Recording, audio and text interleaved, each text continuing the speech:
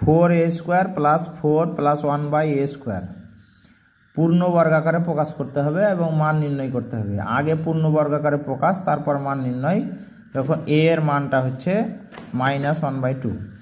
প্রদত্ত যেটা আছে আমাদের, প্রদত্তটা হচ্ছে কি 4a² প্লাস 4 প্লাস 1/a²। এটা হলো রাশিটা।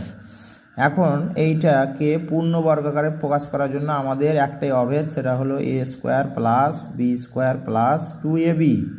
এটা সমান হয় a plus B whole square. ঠিক আছে, এটা 2ab মাঝখানে লিখতে পারি, একই ব্যাপার।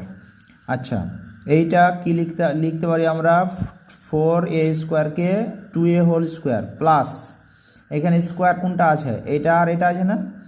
আমার পরিষ্কার কথা হলো এইটা আর এটা আমরা নিব, ওই জন্য আমি এই আকারের ব্যবহারটা বেশি দেখাই। কারণ এই আকারটা দেখলে কি হয়, আমরা এ বিটা আগে পেয়ে যাই। তাহলে এখানে কি হবে 1/a হোল স্কোয়ার, যেহেতু এটা স্কোয়ার আছে। এইবার দেখো a² প্লাস b² পেয়ে গেছি। আমাদের কিসের দরকার, 2ab। যেহেতু এখানে সবই প্লাস, তাহলে প্লাস আসবে 2। আর আমাদের এইখানে এ কত পেয়েছি, 2a। এই যে এটা a আর এটা হলো গোটাটাই b, কি আছে 1/a। এবার হিসাব করো, এ ভাগ করলে বাদ হয়ে যায়, আর 2 দুগুণে কত থাকে 4। তো এই 4টা থাকছে না, এইটাই হচ্ছে ব্যাপার। তাহলে আমরা এটা কি লিখবো, 2a plus 1/a whole square. এই যে a² plus b² plus 2ab সমান a plus b whole square. এ হচ্ছে 2a আর b হচ্ছে 1/a। এবার দেখো এইটা পূর্ণ বর্গাকারে প্রকাশ হলো। কি আকারে প্রকাশ হলো, পূর্ণ বর্গাকারে প্রকাশ হলো। এবং কি করতে হবে, আমাকে মান বের করতে হবে। তাহলে এখন মানটা বসাও, 2 ইন্টু a, এর মান হচ্ছে 1/2 -1/2 সরি, প্লাস 1/a।